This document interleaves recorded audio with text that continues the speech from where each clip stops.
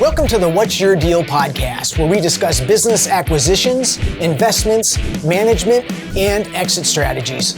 I'm your host, Matt Euler. Let's dive in.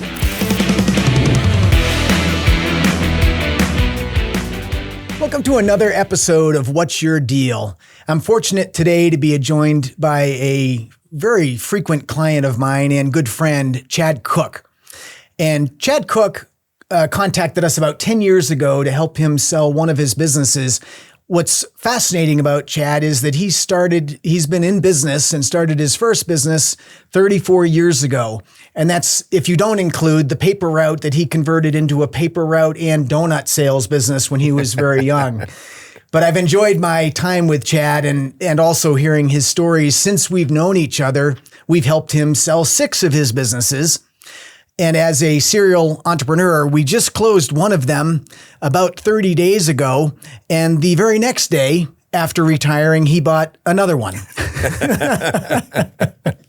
So Chad, welcome to the show. It's such an honor to have you here. Well, thanks, Matt. It's an honor to be here. It really is. Yeah, thank you. And I've come to know you as a business person, which I have always admired, how you've conducted yourself in business and how you've always been fair on both ends and all the way through the transaction.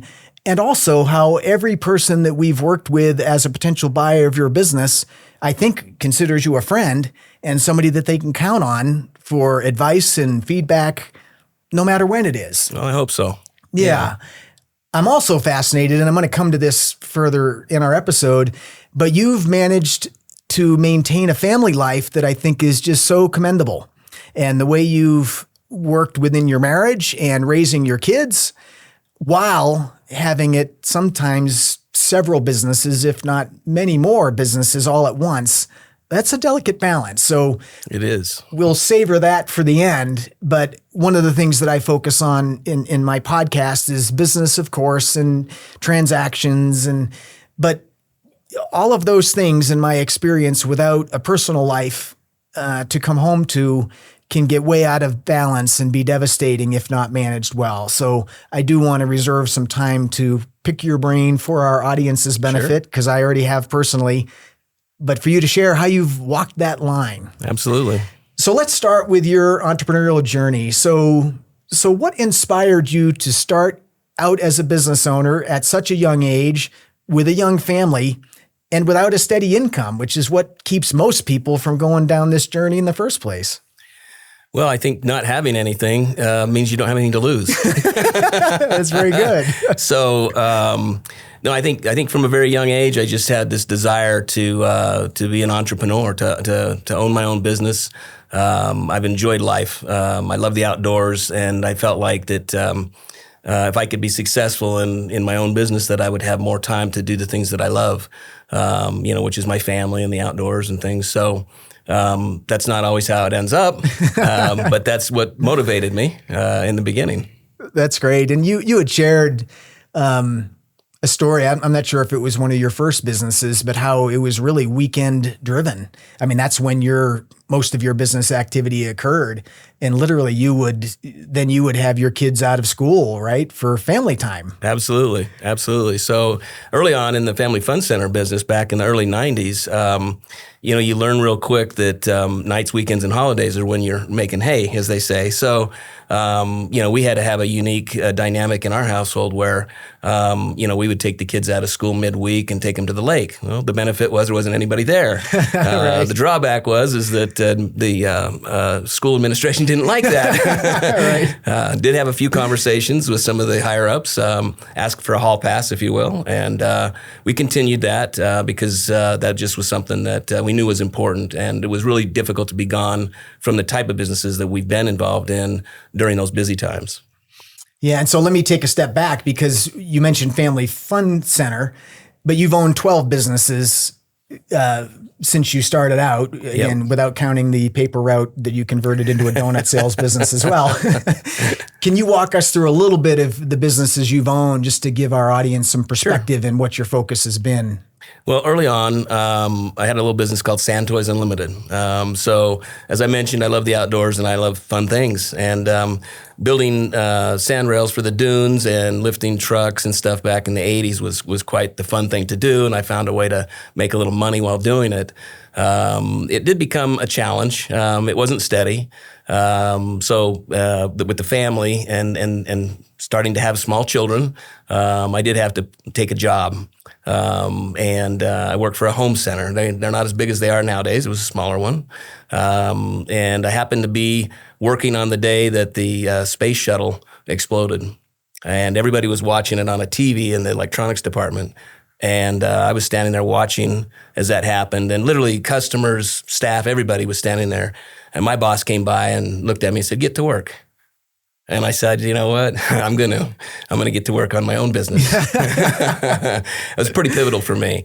Obviously, I didn't quit that day, but shortly thereafter, we got into quick lube business, if you will.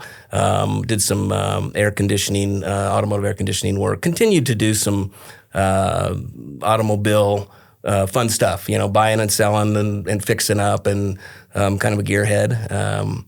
And then, that turned into a small stint at a brake and muffler shop that we had the opportunity to build. And then we moved here in Prescott in late '91 and built an open Castle Golf Family Fun Center.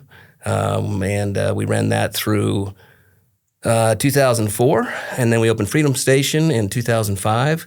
So combined, we had about 26 years of family fun center business, and we have other businesses we can talk about later during those times. But and then I did some consulting for that industry for a period of time, which was interesting and a lot of fun.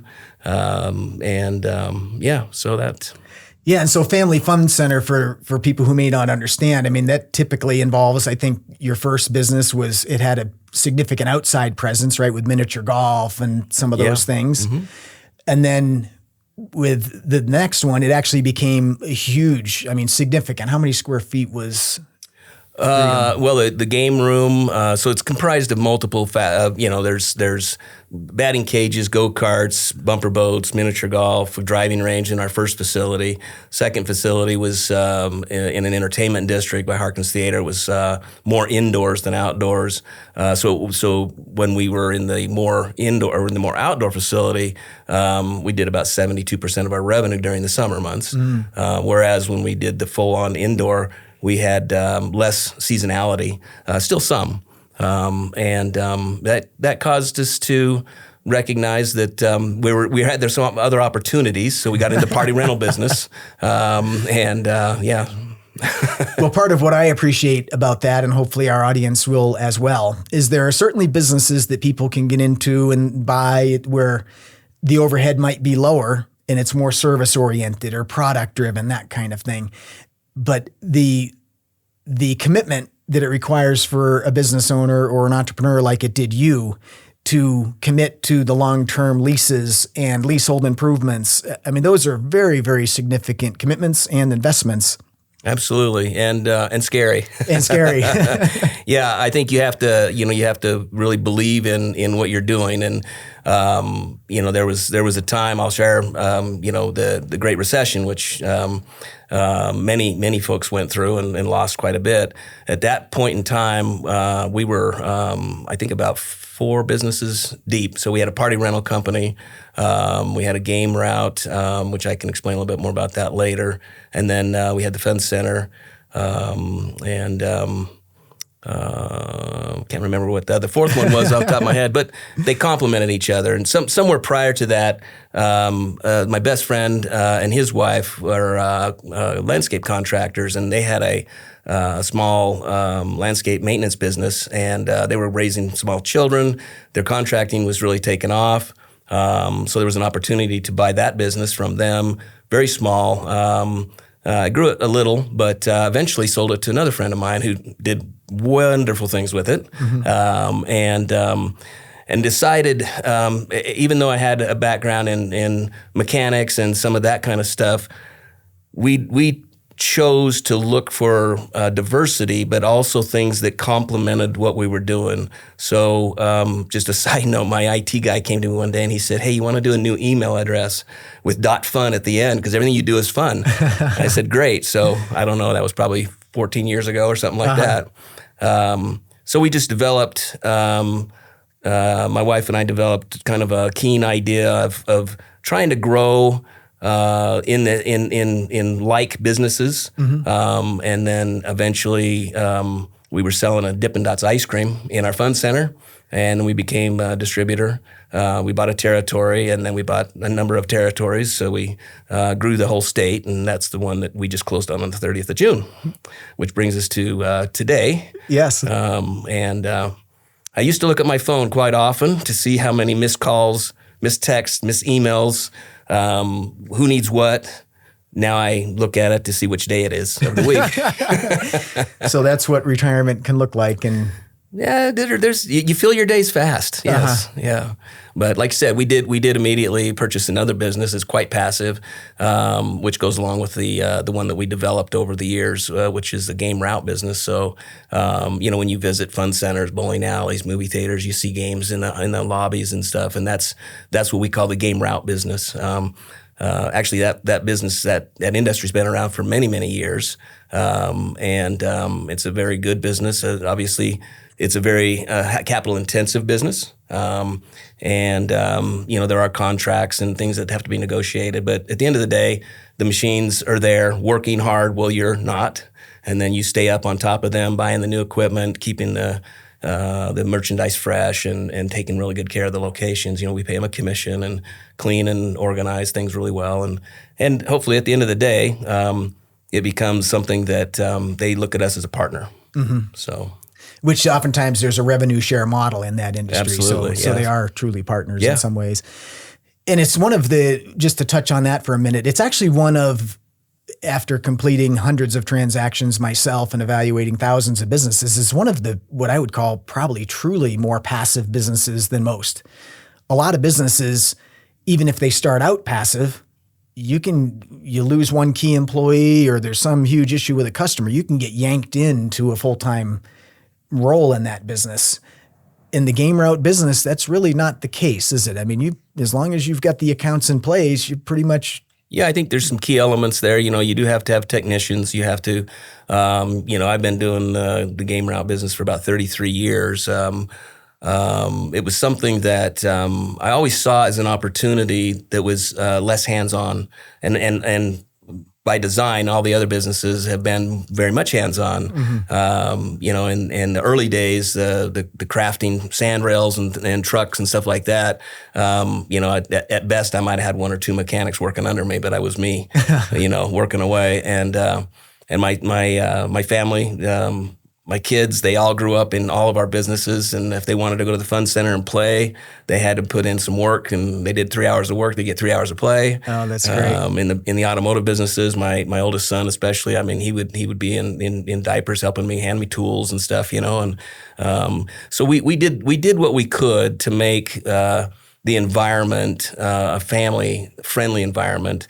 Certainly there's a time and a place for that, and toddlers are not always in best to be right inside of some engine or something like that compartment. But in the family fun center business, the game route business, the Dippin Dots ice cream distribution, and a couple other smaller things that we've done, we've always sort of looked for that opportunity.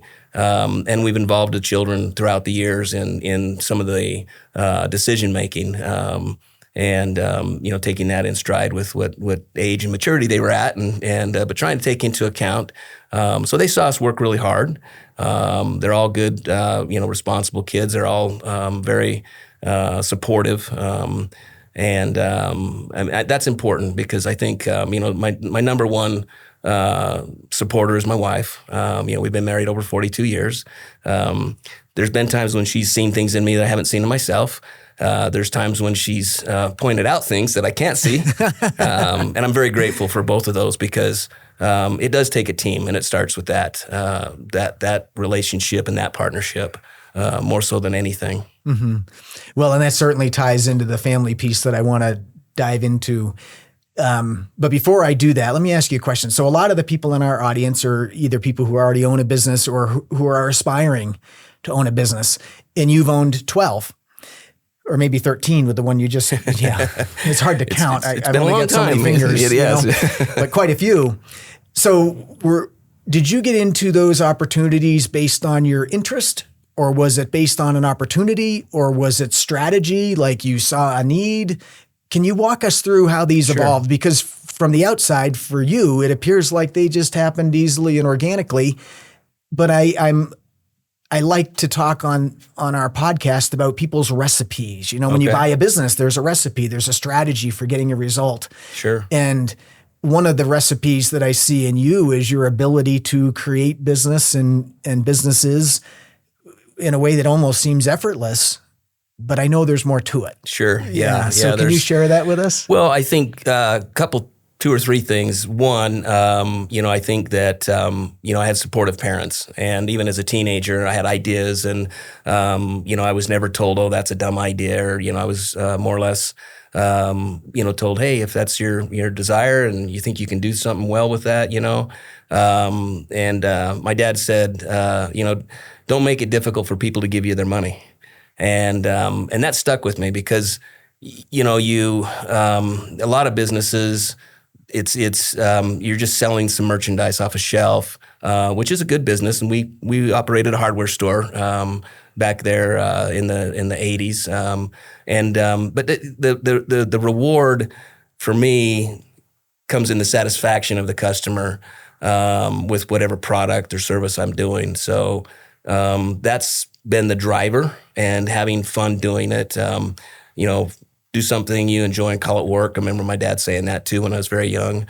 And that I think is what, certainly economics play into it. Mm-hmm. It's not been, and out of all those businesses, I mean, some have certainly failed, some were closed, some were, sold, before I met you.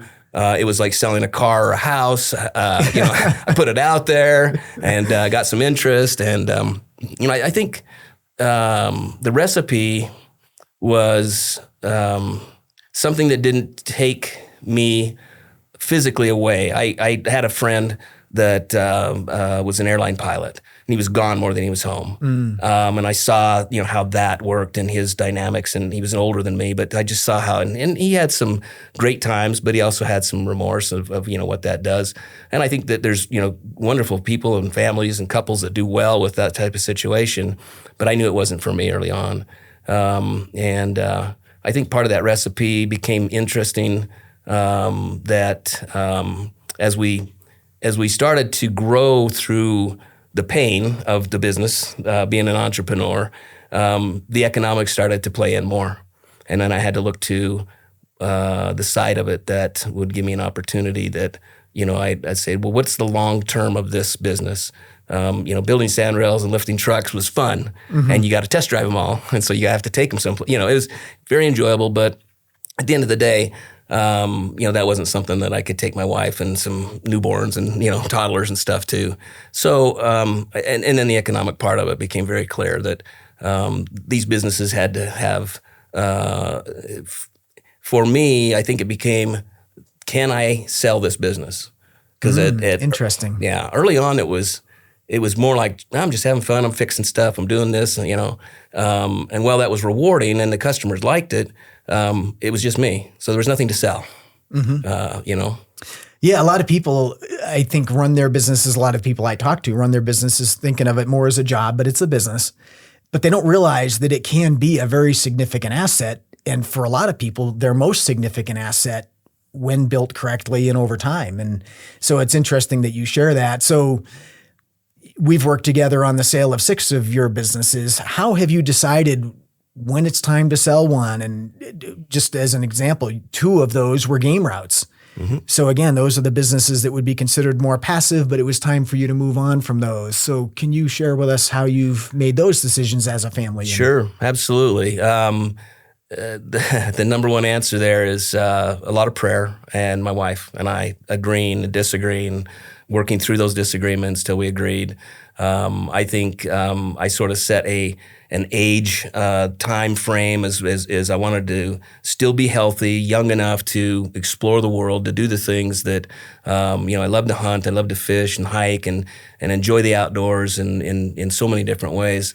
And I think my wife and I looked at kind of where we're at. We're very family orientated. We 5 years ago, we moved my folks in who were elderly to a seat on our property, cared for them, lost my mom back in January, and just, realized that life is kind of short. And I think at the end of the day, I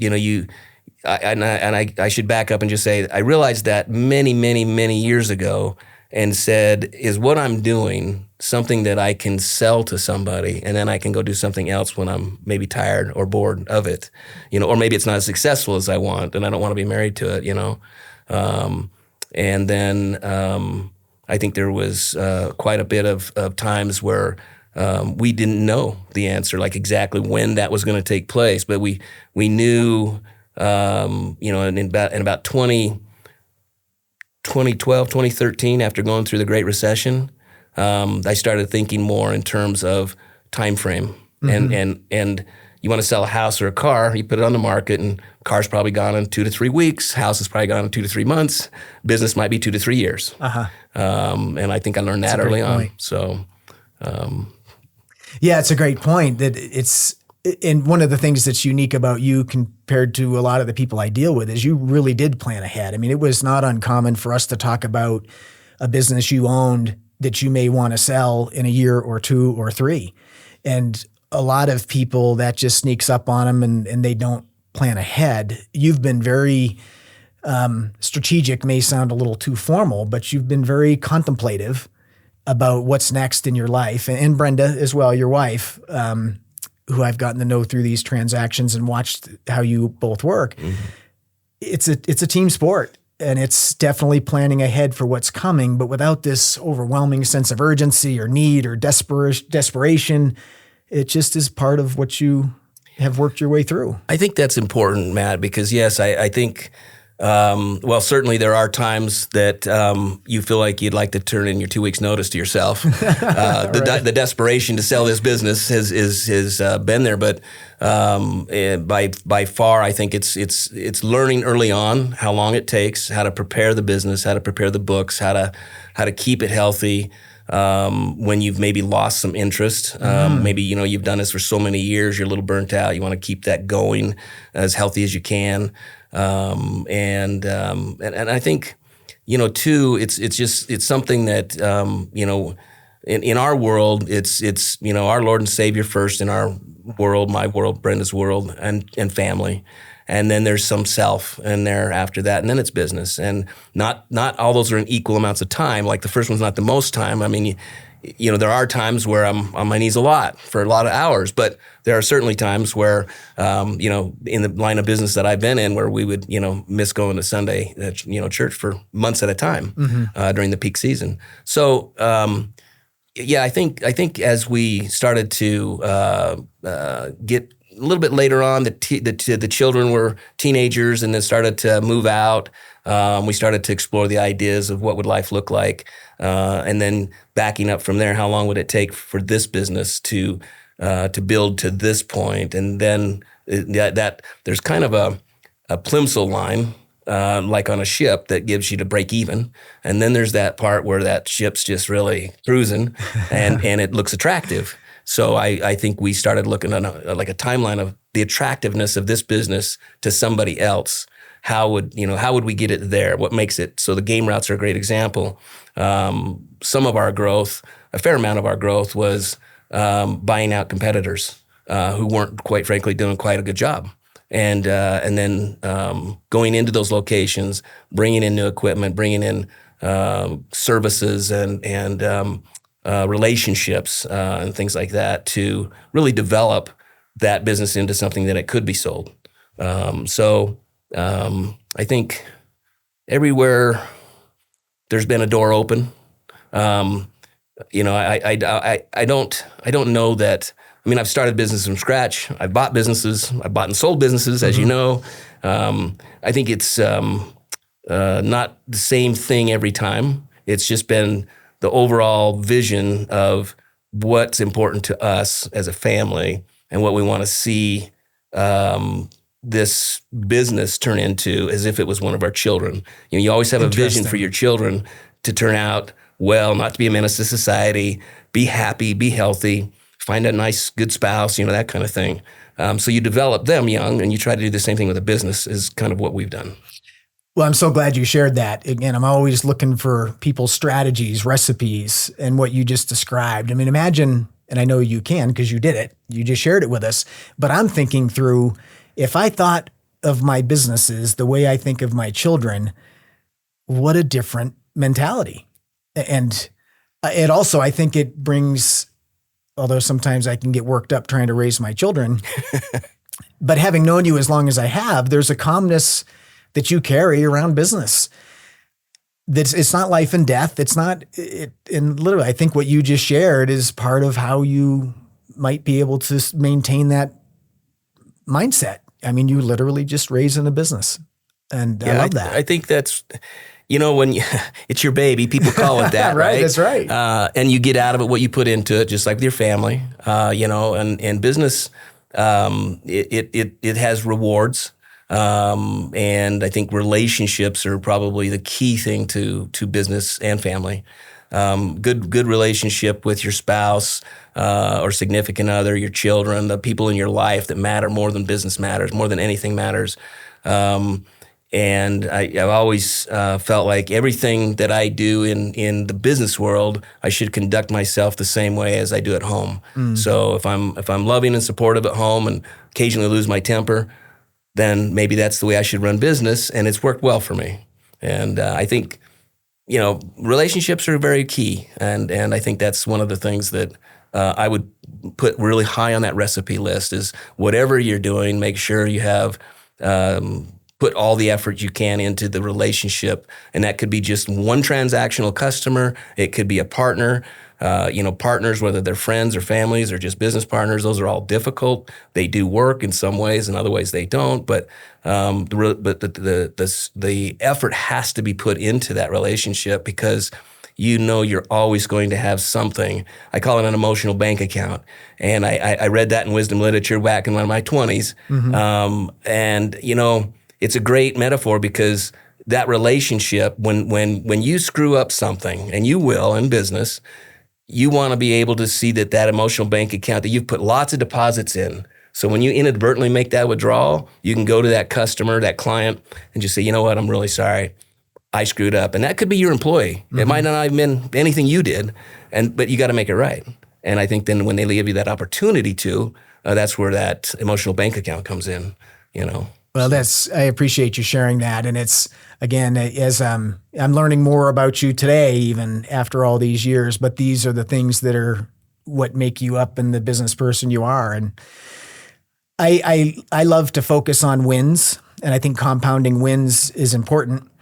And a lot of wins come from struggle, right? Situations that show up. And so I'm curious, in your business career, some of the challenging moments that might jump out at you that are worth sharing, that somebody else might learn from. And then also the moments you're proudest of, or the wins that you can share with us that were rewarding for you and your family. Sure. I'd love to hear about those. Well, I guess I'll share that, you know, the Great Recession was tough.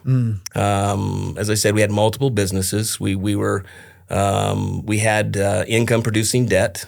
And the recession hit, and it hit hard.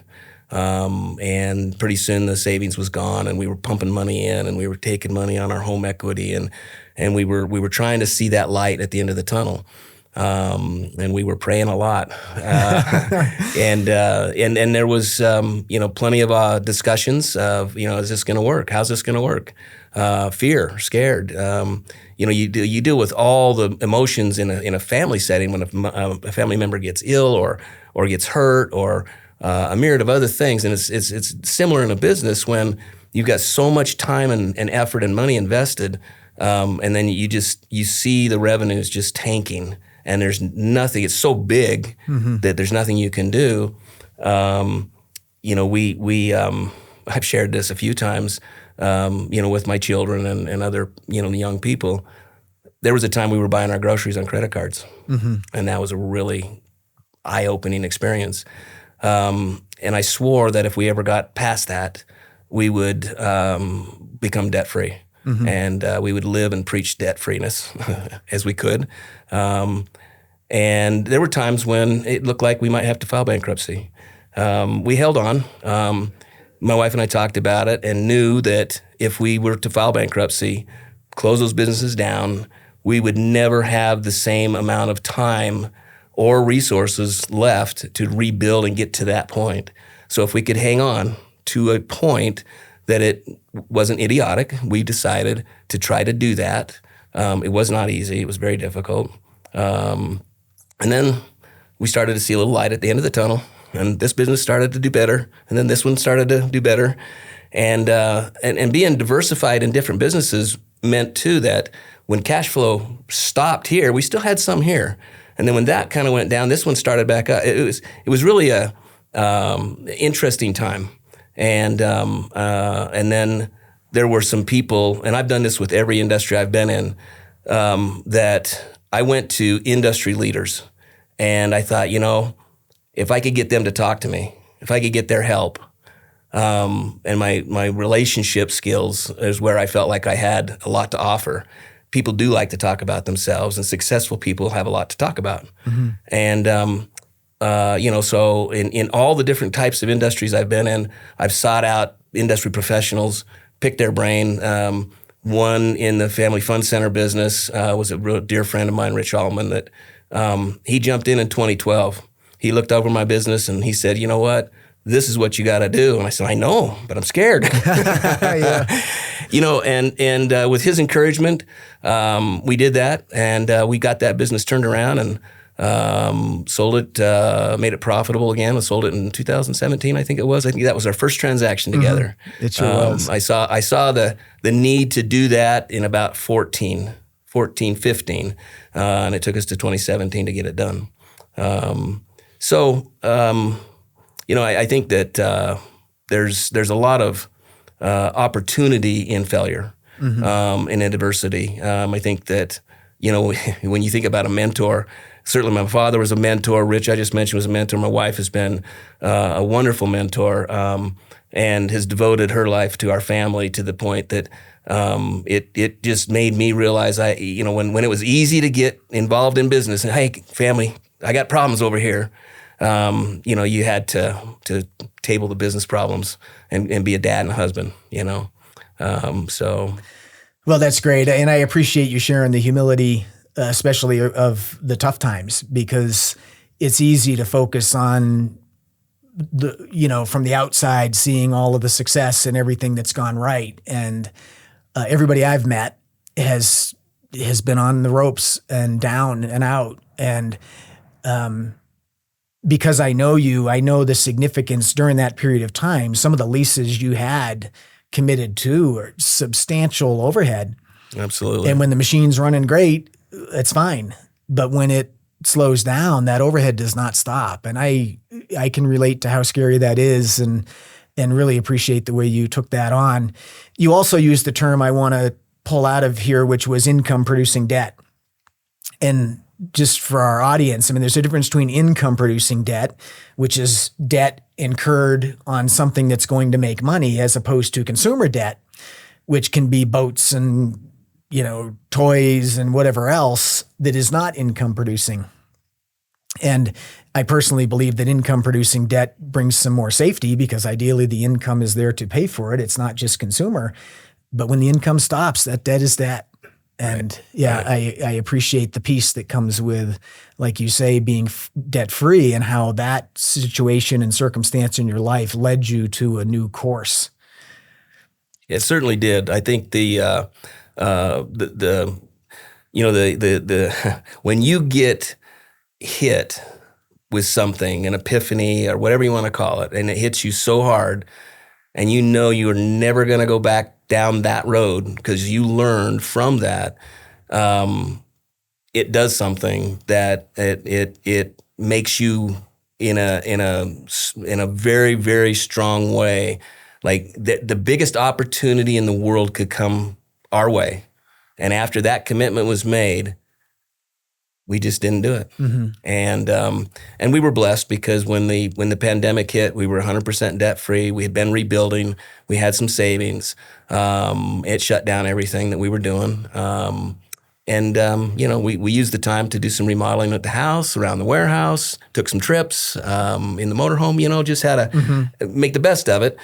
It got old, and we were waiting for it. We were ready for it to be over because we still had some years left of building some businesses, But I think we spent just a significant amount of time in a really deep, dark place, and realized the way out of that for us was to continue to build and to not borrow. There were times that because I had SBA loans, we had bridge loans. We had all kinds of different loans over the years. Right. And I even had some of those toy loans, I'll admit. They don't produce income, but they produce fun. So yeah, boats, all those. And, and then it also gave us an opportunity to think about one very key thing in a family setting is, can we teach our children? Are they, at this point, they're teenagers, and I think one of them or two of them were married, and but we were empty nesters, and we certainly did. And I'm proud to say that with the exception of a home mortgage, the children are debt free. I mean, they're following, and trying to, allow themselves. I mean, there's times when you have to make a decision, and that decision is easily made when you're solid in your conviction. Yes, income producing debt, I think, does have a place. We did sell one of our businesses to our son, as you know, I do. who you guys did a wonderful job of helping us get through that difficulty and understanding the income producing debt. The business has done quite well for him. They're living a great life. He's paying that off sooner than later. And I think too, if you have debt, you don't need to feel guilty about it. You just need to understand that it's not the quickest way to the economic prosperity that you might be looking for. For us, it's been good to be able to sell a business that's debt-free. It makes it a lot easier. It sure does. Yeah. Well, and you speak about your son who bought one of your businesses, and if I remember correctly, he's actually done very well with it, which is great, and what any parent would want. I think it's also probably an indication of him having some new vision, and maybe you can just describe. So what do you think happened in him as a buyer? Now, you've been able to watch it because he's your son, but as a buyer, what is he doing different that maybe you weren't doing? And why is he achieving such great success with the base that was already there, the foundation? That's a great question. And I think I've seen that in all the businesses that we've sold. Prior to you and the 6 we've sold through you, they're all successful. They're going on. I think I mentioned it earlier, like the game round business, we've been doing this for 33 years. There does come a time where you have to realize, like, you know what, and maybe it's just me because I get bored easily and I want to conquer something else. But in that particular case, our son, had worked in that business and some of our other businesses. He saw the opportunities. Gosh, it hasn't even been a full year, I don't think. And the numbers are incredible. And what he's done, his enthusiasm, him and his wife have put the effort and time into it. It's a great fit for them. And they really have got nowhere else to go but up. That's so great. So, yeah. Yeah. So let's switch. We've touched on it, but I hear people refer to the term balance, maintaining balance in their life. And I think I'm less, I don't know that that's achievable, balance. I think it's more rhythm. And you kind of alluded to it. I mean, there are times that you've got way more time and focus on one area, and then you switch over to the other. But you've been able, at least as long as I've known you, you've been able to find that rhythm and keep the things that are important to you at the forefront. Can you share how you do that, or just how you make those decisions? Because it's so easy to go chasing the next shiny object or the next best deal. Yeah, and I would say that would be me. Okay. My wife and I went to a business retreat one time, and after a week, The guy this out in Austin, Texas. It was a lot of fun, and we got to learn a lot about ourselves and our partnership. And there was partners there was couples there. And then the last day they put up on this great big screen some caricatures of different people. So there was 11 different companies or partnerships or marriages represented in the room. And one came up, and there's a kite in the air, and there's a gal down here holding the string, and on the kite was my face. And I said, "Oh, I get it," because we shared a lot of stuff, and the purpose of that was to learn and to grow. So the kite and the string, it was a great analogy of what has always worked in our marriage, and I've been more the risk taker. My wife has been the grounded person who sees things for what they really are. I can talk other people into this shiny car right here is your car, baby. I could see you driving this way.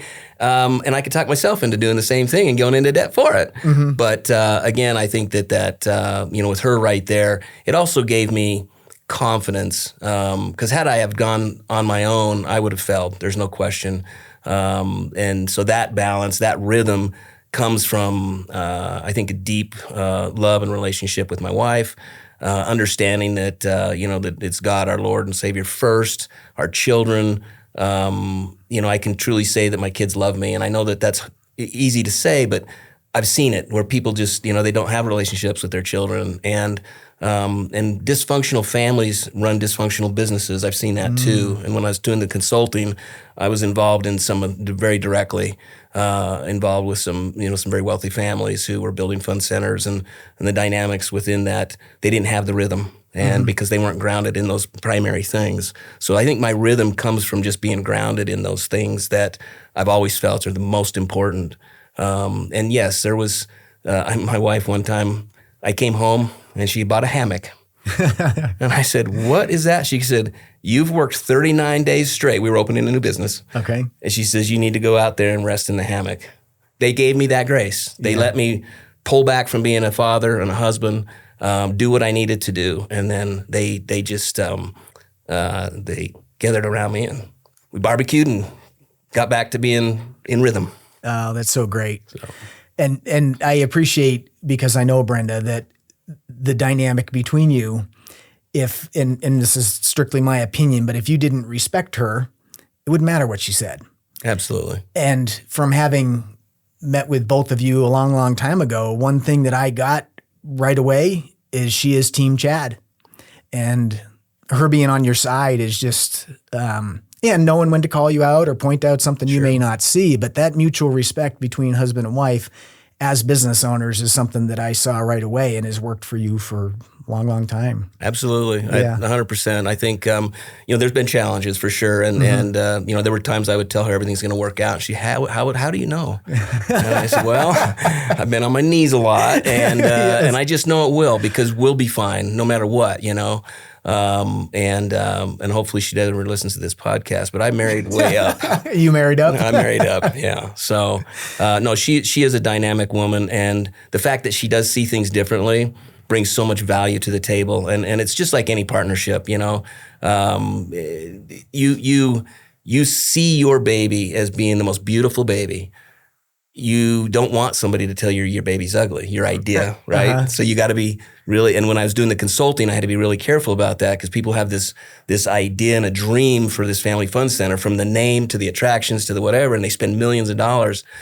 And then you have to go in there and tell them, well, you did that wrong, and you did that wrong, and that's wrong, and that person needs to get fired. Oh, that's your son. I'm sorry. So, back to, I think, just the rhythm. It's just a thing that I think you have to be grounded. And there's plenty of times when I haven't been, and I've made mistakes. And I think learning from those mistakes too, and understanding that you don't know it all, and it's really an opportunity to learn more. And no matter how old you get, you have to ask those questions. If you don't know something, ask the question. Don't let your pride get in the way. It's a valuable point. Yeah. So I finish my podcast with talking with people about how they got a hand up along the way, or where somebody saw something in them that they might not have seen on their own. And I'm sure with your personality and your history, there's been lots of those. But would you mind sharing with our audience an example of somebody who saw something in you might not have saw, or was willing to believe in you and gave you a shot at something? Sure. And well, you're right, Matt. There's been plenty. And in my personality, like I said, I reached out, whether I was in the quick lube industry, the brake and muffler, the hot rods, the whatever. I reached out to people that were well-known, successful models, and some of them became mentors. Rich, as I mentioned before, he became a wonderful mentor. My father was a absolutely, I mean, he was, one of my biggest cheerleaders. He loved business. He was an electrical engineer. He did business with partners. I saw those struggles. I saw my folks, living a pretty good life. And then in my late teens, I think it was, about that time, go through a bankruptcy and lose everything. Matter of fact, early on in Brenda and I's marriage, they had to come live with us for a little while. Wow. And very humiliating, but humbling. I saw the love they had for each other, and the adversities they had been through, and health and other things too, and stick that out. It just, I think when you have so many, it's hard to say who's the one, but the one, and I don't know if calling her a mentor is right, but my biggest cheerleader, my best mentor, the smartest person I know is my wife, and I say that in all sincerity because and neither one of us finished college. I'm not talking about book smart. As a matter of fact, I had to go to night school to finish high school. Very good. Intelligence isn't necessarily intellect. It's knowing to trust your heart, and I think she knows how to do that quite well. I watched when the children become frustrate me when they were little, she'd get down on their level and play with them and teach them. That taught me how to be relationship orientated and to make relationships with my staff the most important thing over the money or over the shiny object or whatever, there's been a number of them for sure.